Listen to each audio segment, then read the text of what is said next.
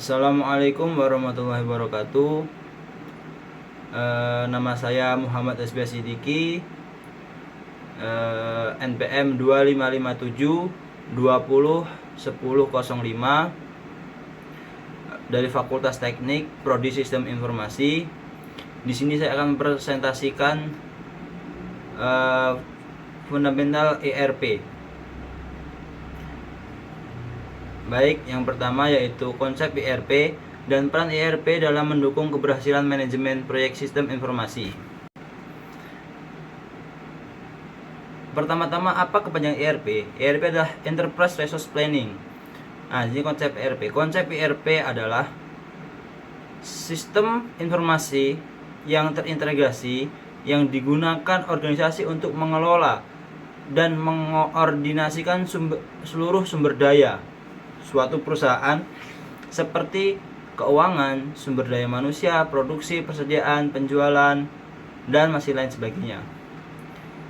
Ciri-ciri utama ERP yaitu ada 4.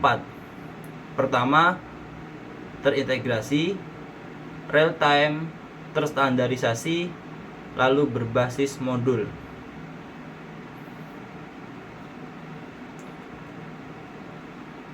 Peran ERP dalam mendukung keberhasilan manajemen proyek sistem informasi itu ada 3. Yang pertama, mendukung perencanaan proyek. Di sini ERP itu bertugas menyediakan data historis seperti biaya, waktu, sumber daya sebagai dasar perencanaan suatu proyek. Yang kedua, membantu penyusunan timeline atau anggaran. Timeline dan juga anggaran dan alokasi sumber daya proyek. Tugas ERP dalam mendukung suatu proyek itu yang ketiga, memastikan kebutuhan bisnis tiap unit teridentifikasi dengan jelas. Lalu di sini yang kedua itu adalah mendukung pengendalian proyek. Bagaimana ERP mendukung pengendalian suatu proyek? Yaitu dengan memungkinkan memonitoring progres proyek secara real time atau data terbaru, membantu mengendalikan biaya, jadwal, dan kualitas. Biaya, jadwal, dan kualitas yang terjaga akan membantu mendukung atau mengendalikan suatu proyek. Yang ketiga, mengurangi risiko keterlambatan dan pembengkakan biaya. Dengan biaya, jadwal, dan kualitas yang sudah dikendalikan atau sudah dijadwal dan diatur, maka risiko keterlambatan dan pembengkakan biaya itu akan diminimalisir atau sangat kecil terjadinya. Yang keempat, memfasilitasi koordinasi antar tim dan departemen. Dengan fasilitas yang memadai, maka koordinasi antar tim dan departemen akan berjalan dengan lebih baik. Lalu yang terakhir adalah mendukung evaluasi proyek. Mendukung evaluasi proyek di sini adalah dengan menyediakan laporan kinerja proyek, apa saja yang dilakukan, pencapaian, dan lain sebagainya. Lalu yang kedua itu membantu membandingkan hasil aktual dengan rencana awal. Hasil aktual itu hasil akhir. Jadi ERP nanti adalah mengevaluasi akhir suatu tujuan proyek itu sesuai tidak dengan awal ketika rencana tersebut mulai dijalankan. Yang ketiga, menjadi dasar pengambilan keputusan perbaikan dan pengembangan sistem. Setelah mengevaluasi hasil akhir dan awal, maka akan diambil keputusan untuk memperbaiki dan mengembangkan suatu sistem tersebut. Lalu contoh tahapan implementasi ERP dan hubungannya dengan manajemen proyek. Di sini ada 3 tahap. Tahap yang pertama yaitu perencanaan proyek ERP. Kegiatannya menganalisis kebutuhan bisnis, menentukan ruang lingkup proyek, menyusun jadwal anggaran dan tim proyek, lalu melakukan pemilihan vendor ERP. Analisis kebutuhan bisnis mementingkan sesuatu yang lebih diperlukan daripada hal-hal lain yang tidak terlalu penting. Lalu menyusun jadwal anggaran dan tim proyek. Dengan jadwal anggaran dan tim yang terdata atau sudah ditata, maka akan mempermudah merencanaan suatu proyek. Menentukan vendor ERP juga adalah hal yang penting, karena beda sistem ERP juga beda proyek yang akan digunakan. Besar kecil proyeknya juga berbeda sistem ERP-nya. Lalu di sini ada tahap yang kedua, yaitu pengendalian proyek ERP. Dengan apa? Dengan mengkonfigurasi dan kustomisasi modul ERP, lalu menguji sistem. Setelah sistem teruji dengan benar dan layak digunakan atau bagus digunakan, maka akan adanya pelatihan pengguna agar pengguna tersebut dapat menggunakan sistem yang sudah ada di proyek tersebut dengan baik dan benar. Setelah pengguna terlatih dan bisa menggunakan sistem, maka tugas yang terakhir yaitu memonitoring kemajuan proyek, mengawasi dan memantau kemajuan proyek tersebut. Masuk tahap yang ketiga, yaitu evaluasi proyek ERP. Mengevaluasi seperti go live dan pasca implementasi, mengevaluasi kinerja sistem, adanya kendala atau tidak, lalu baik buruknya sistem tersebut, adanya kerusakan atau tidaknya. Nah, setelah dievaluasi, ada pengukuran manfaat ERP terhadap proses bisnis. Manfaatnya sesuai tidak dengan hal-hal atau biaya atau yang dilakukan untuk sistem tersebut. Jika tidak, maka akan terjadinya perbaikan dan penyempurnaan sistem. Jika tidak sesuai, maka akan diperbaiki sistemnya dan akan disempurnakan lagi agar lebih baik.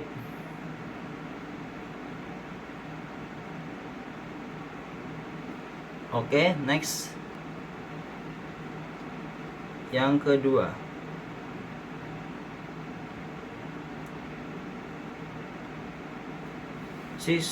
siklus hidup proyek sistem informasi pada implementasi ERP dan resiko yang akan muncul serta mitigasinya.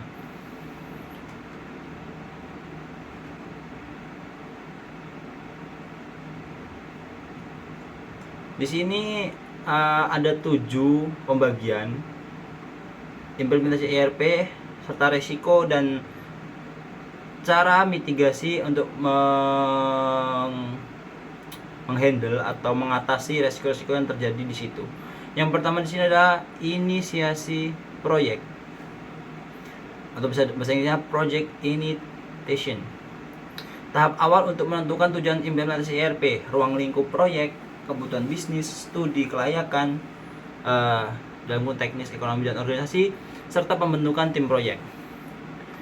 Resiko-resiko yang muncul di sini biasanya adalah tujuan proyek tidak jelas atau tidak selaras dengan strategi bisnis, lalu kurangnya dukungan manajemen puncak, orang yang berada di puncak suatu manajemen. Lalu ketiga, kesalahan dan estimasi biaya dan waktu. Yang keempat, pemilihan vendor ERP yang tidak tepat. Dapat ditangani atau strategi mitigasinya, penanganannya adalah dengan menyusun bisnis case dan visi ERP yang jelas, memperbaiki visi dan misi agar suatu proyek tersebut berjalan. Yang kedua, melibatkan manajemen puncak sebagai sponsor proyek, menjadikan manajemen puncak atau orang yang berada di puncak manajemen untuk menjadi sponsor suatu proyek. Yang ketiga, melakukan studi kelayakan yang komprehensif. Yang terakhir, menggunakan kriteria objektif dalam seleksi vendor. Ketika suatu proyek itu berbeda-beda sistem ERP-nya, tergantung besar kecil, kegunaan dan kelebihan kekurangannya. Lalu di sini yang nomor 2 yaitu perencanaan proyek. Menyusun rencana detail mencakup jadwal, anggaran, sumber daya, risiko, komunikasi, dan pengendalian proyek. Risiko yang sering muncul di sini yaitu perencanaan terlalu optimis, keterbatasan sumber daya manusia yang kompeten, kurangnya identifikasi risiko sejak awal, scope creep atau perluasan ruang lingkup tidak terkendali. cara menanggulanginya atau strategi mitigasinya, yaitu menggunakan metodologi manajemen proyek, lalu menyusun work breakdown structure atau bisa disingkat WBS secara rinci, lalu menetapkan manajemen risiko dan kontrol perubahan. Terakhir, menyediakan pelatihan awal bagi tim proyek. Yang ketiga, analisis kebutuhan dan desain sistem. Mengidentifikasi kebutuhan pengguna, menganalisis proses bisnis, merancang proses baru, serta menentukan konfigurasi ERP. Resiko-resiko yang muncul di analisis kebutuhan dan desain sistem antara lain itu kebutuhan pengguna tidak terdokumentasi dengan baik, resistensi pengguna terhadap perubahan proses bisnis, ketidaksesuaian antara ERP dan proses bisnis organisasi, terlalu banyak kustomisasi sistem. Strategi mitigasinya dengan melibatkan pengguna kunci atau key user sejak awal, lalu melakukan business process reengineering atau disingkat BPR, lalu mengutamakan best practice ERP dibandingkan kustomisasi berlebihan. Terakhir, dokumentasi kebutuhan yang lengkap dan tervalidasi. Nomor 4, pengembangan dan konfigurasi sistem, meliputi konfigurasi modul ERP, pengembangan kustomisasi, tapi ini juga diperlukan saja, lalu integrasi sistem dan migrasi data. Resiko-resiko yang akan muncul ketika pengembangan dan konfigurasi sistem antara lain kesalahan konfigurasi atau kustomisasi, kualitas data lama yang buruk, keterlambatan integrasi dengan sistem lain, ketergantungan berlebih pada vendor. Strategi mitigasinya dengan melakukan uji konfigurasi secara bertahap, pembersihan data validasi setelah migrasi, mendokumentasikan konfigurasi dan pengembangan transfer knowledge dari vendor ke tim internal. Next.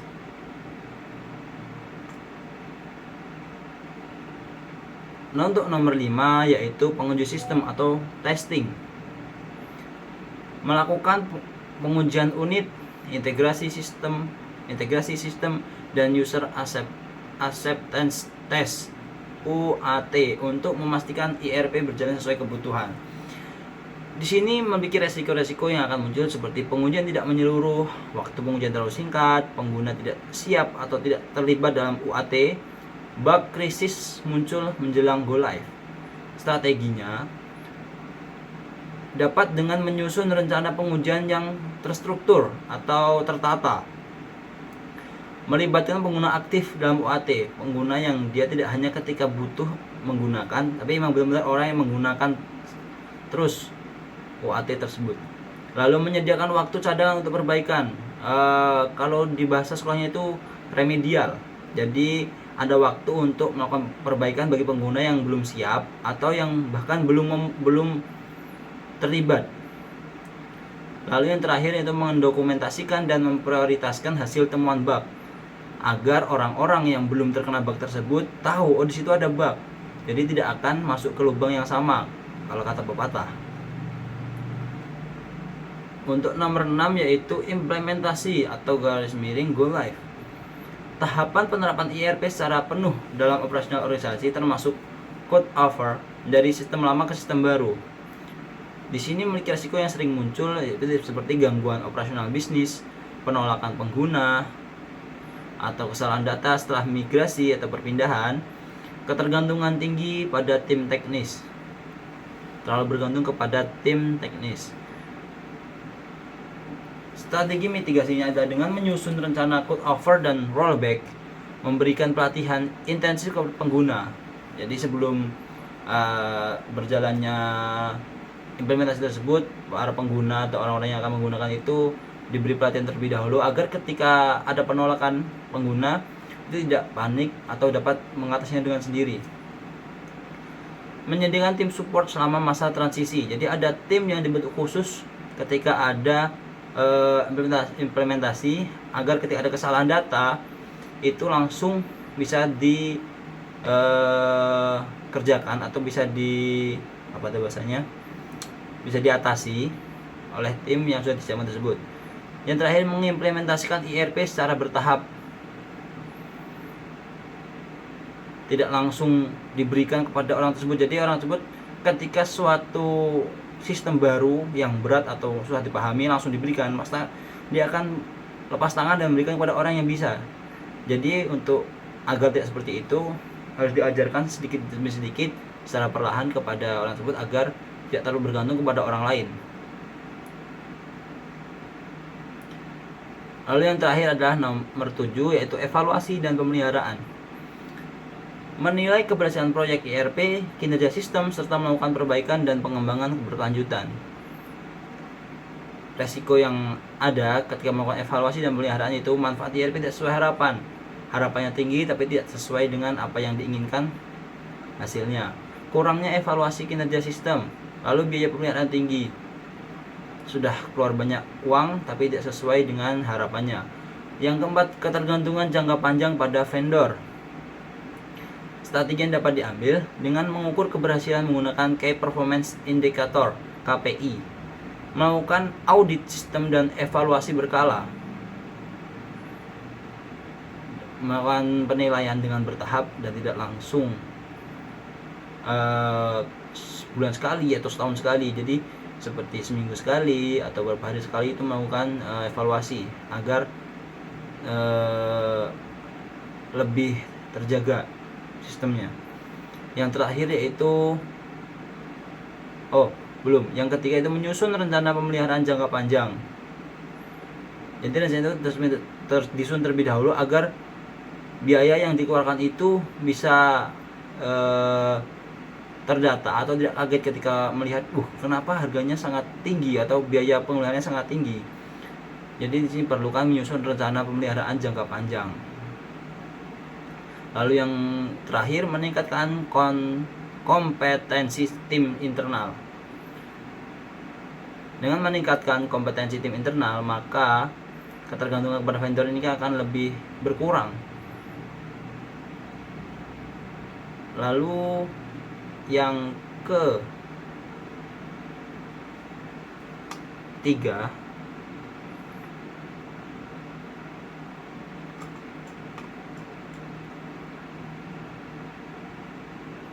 work breakdown struktur (WBS) dan fungsinya dalam pengelolaan proyek. Di sini saya ada 7 work breakdown yang sederhana ya. Di sini ada 7 pembahasan. Yang pertama yaitu inisiasi proyek. Inisiasi proyek di sini yang pertama yaitu mengidentifikasi kebutuhan bisnis, studi kelayakan, menentukan ruang lingkup proyek, membentukkan tim proyek, penyusunan project cater. Setelah inisiasi proyek tersebut selesai, maka akan dilanjutkan dengan perencanaan proyek. Yang pertama itu lalu menyusun jadwal proyek, apa saja yang akan dilakukan proyek tersebut, awal-awal yang akan dilakukan. Lalu kedua, perencanaan anggaran dan sumber daya. Berapa anggaran yang akan kita gunakan? Lalu siapa dan apa saja sumber daya manusia atau sumber daya yang lain apa saja yang dapat kita gunakan untuk mengembangkan proyek tersebut. Manajemen risiko proyek. Lalu perencanaan komunikasi proyek. Terakhir, merencanakan kualitas proyek. Proyek yang bagus pasti dengan kualitas yang bagus pula. Jangan berharap suatu proyek itu akan bagus dengan kualitas yang buruk. Setelah perencanaan proyek selesai, maka menganalisis kebutuhan sistem.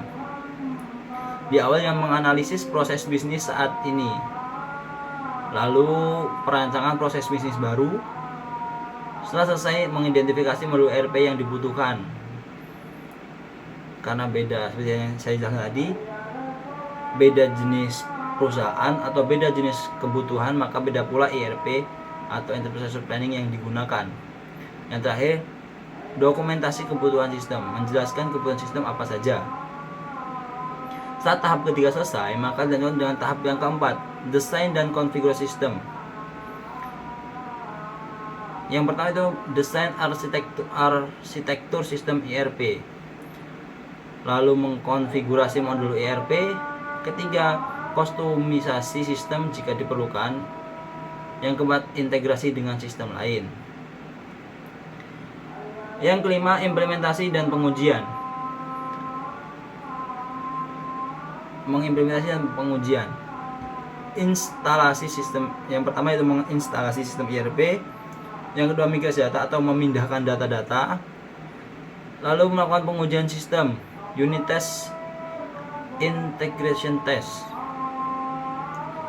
Lalu yang keempat, melakukan user acceptance test, UAT. Setelah 5 langkah tadi yang di atas sudah selesai, maka akan melakukan pelatihan dan go live. Pelatihan pengguna atau orang-orang yang akan menggunakan ERP nanti akan dilatih di sini. Lalu menyusun dokumentasi pengguna. Yang ketiga, melakukan go live sistem ERP. Yang keempat, melakukan pendampingan awal. Yang ketujuh, evaluasi dan penutupan proyek. Yang ketujuh ini adalah pertama, mengevaluasi kinerja sistem ERP, baik buruknya, kurang lebihnya di mana, atau apa saja yang perlu diperbaiki dan ditambah, apalagi yang perlu dikembangkan. Di situ ada di evaluasi kinerja sistem ERP.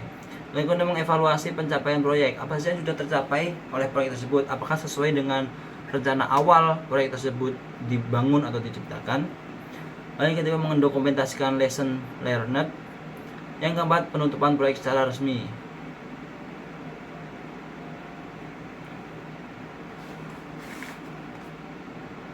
Next,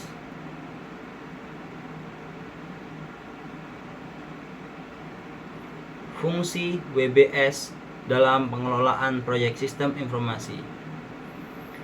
Di sini WBS memiliki, sebentar saya lupa WBS itu kepanjangannya apa. WBS yaitu Work Breakdown Structure.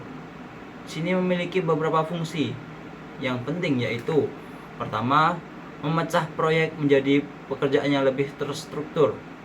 WBS membantu memecah proyek ERP yang kompleks menjadi bagian-bagian kecil sehingga lebih mudah dikelola dan dipahami, agar tidak memberatkan orang-orang yang mungkin kurang paham dengan sistem-sistem yang agak-agak jelimet atau agak memusingkan kepala.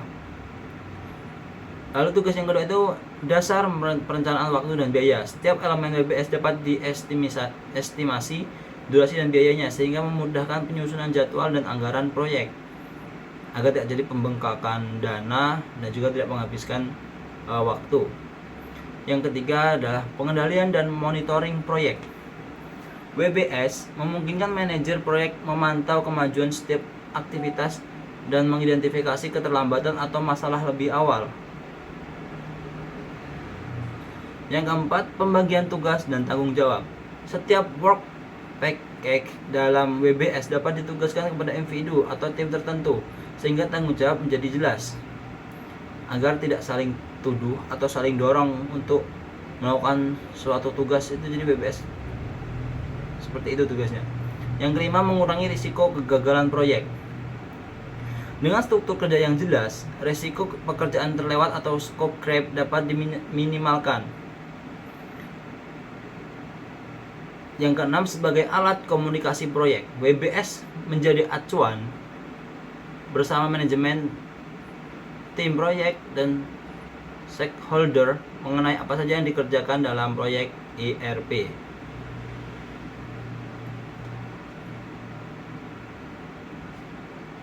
Next, yang keempat yaitu waterfall, agile, dan hybrid dalam proyek sistem informasi.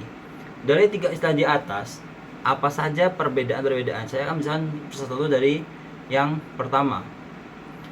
Metodologi waterfall memiliki karakteristik tahapan berurutan dan kaku. Setiap tahap harus selesai sebelum tahap berikutnya dimulai. Jadi yang pertama diselesaikan dulu, baru mengambil tahap yang kedua atau yang selanjutnya. Dokumentasi sangat lengkap di awal proyek, karena di awal sudah dijelaskan dari awal harus selesai atau lebih jelas terlebih dahulu sebelum melakukan yang selanjutnya. Memiliki kelebihan cocok untuk ERP yang kebutuhannya sudah jelas dan stabil. Mudah dikendalikan karena jadwal dan anggaran lebih terprediksi, karena sudah terdata dengan baik dan benar di awal tadi. Sesuai untuk organisasi yang memiliki struktur birokrasi kuat. Tapi di sini walaupun memiliki kelebihan, tetap memiliki kekurangan. Yang pertama, sulit beradaptasi jika terjadi perubahan kebutuhan bisnis.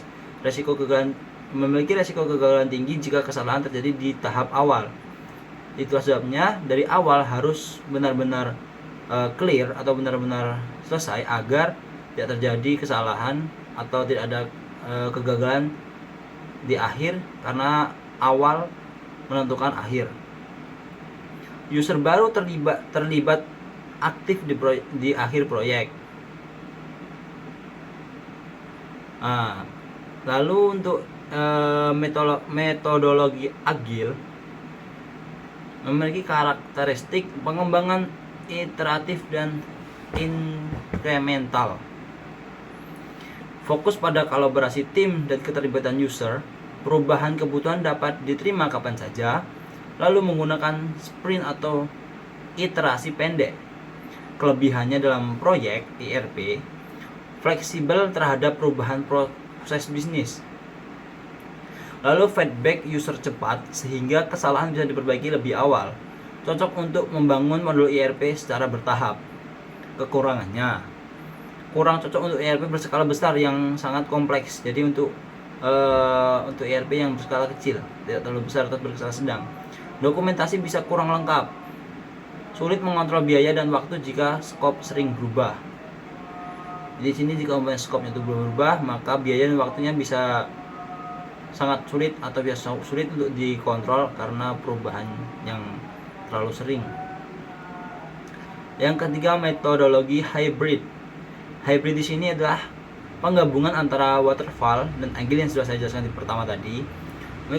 Memiliki karakteristik menggabungkan perencanaan terstruktur waterfall dan fleksibilitas agile.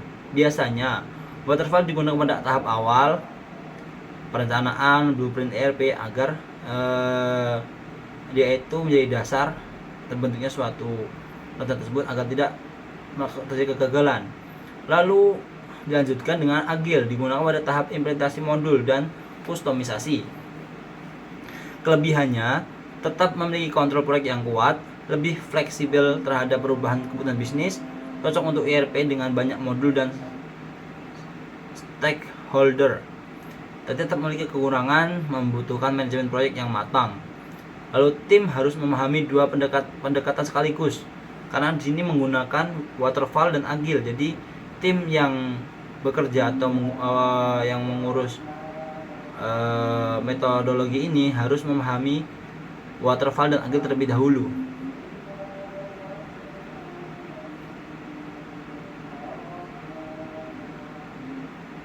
Metodologi apa yang paling sesuai untuk ERP berskala besar? Kalau di sini, menurut data dan searching yang saya lakukan, metodologi yang paling sesuai dengan untuk ERP berskala besar yaitu metodologi hybrid. Ini adalah yang paling tepat. Alasan saya, karena ERP berskala besar kompleks dan melibatkan banyak modul, membutuhkan perencanaan awal yang matang agar tidak jadi kegagalan di pertengahan atau di akhir. Namun tetap membutuhkan fleksibilitas karena proses bisnis bisa berubah. Cocok untuk yang agile, sedangkan yang perencanaan awal tadi cocok untuk waterfall. Yang keempat, mendukung pengembangan bertahap per modul. 5. Meminimalkan risiko kegagalan proyek ERP yang bernilai investasi tinggi. Biasanya kan semakin besar suatu proyek, berarti akan investor atau yang ditangani keuangan itu tidak kecil, pasti besar.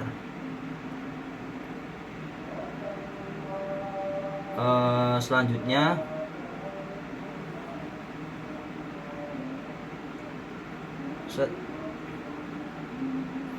peran project manager atau bisa disingkat biasanya PM dalam keberhasilan proyek ERP. PM memiliki banyak peran, salah satunya yaitu nomor 1, memiliki 4 peran. Di sini banyak maksudnya.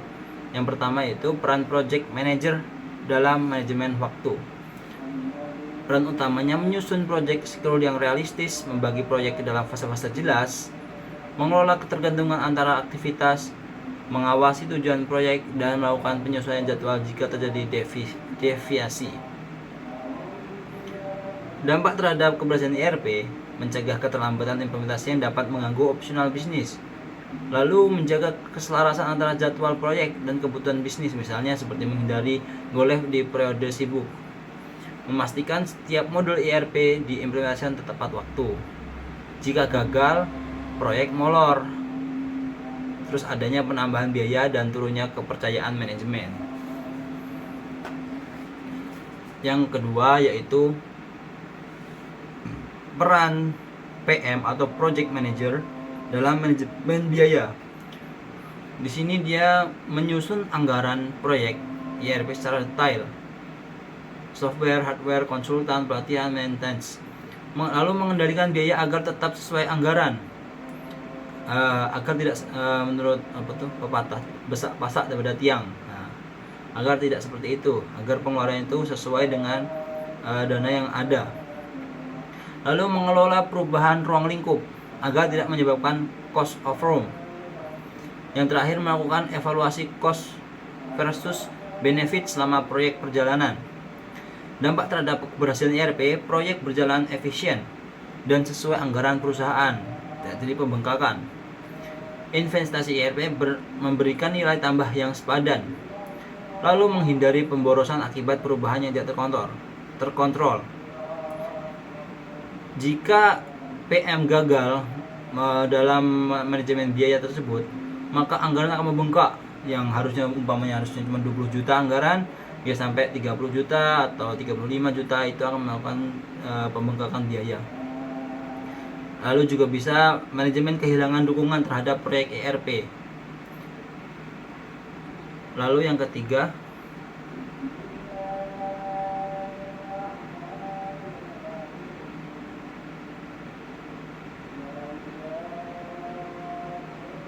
peran project manager dalam manajemen risiko. Mengidentifikasi risiko sejak awal, menyusun risk register dan strategi mitigasi. Mitigasi itu ya seperti cara menanggulangi atau solusi-solusi untuk mengatasi ketika ada kesalahan. Yang ketiga, memantau risiko secara berkala selama siklus proyek. Yang keempat, mengambil keputusan cepat saat risiko terjadi. Contoh risiko proyek ERP, penolakan pengguna, kegagalan integrasi sistem lama, ketergantungan berlebihan pada vendor. Dampak terhadap keberhasilan ERP, risiko dapat diminimalkan sebelum berdampak besar. Proyek lebih adaptif terhadap perubahan dan ketidakpastian, meningkatkan peluang proyek selesai tepat waktu dan sesuai tujuan. Jika PM gagal, maka proyek berpotensi gagal total. ERP tidak dapat digunakan secara optimal. Peran PM yang terakhir, yaitu yang keempat, adalah manajemen komunikasi. Di sini PM menjadi penghubung utama antar manajemen, pengguna, tim IT, dan vendor. Menyusun rencana komunikasi proyek, siapa, apa, kapan, dan bagaimana. PM juga menyampaikan progres risiko dan perubahan secara transparan, mengelola konflik dan menyamakan persepsi semua stakeholder. Dampak terhadap keberhasilan ERP, stakeholder memahami tujuan dan manfaat ERP, mengurangi miskomunikasi dan konflik antar tim, meningkatkan komitmen dan partisipasi pengguna. Jika PM di sini gagal, maka akan terjadi kesalahpahaman kebutuhan sistem, resistensi pengguna meningkat, dukungan stakeholder akan menurun.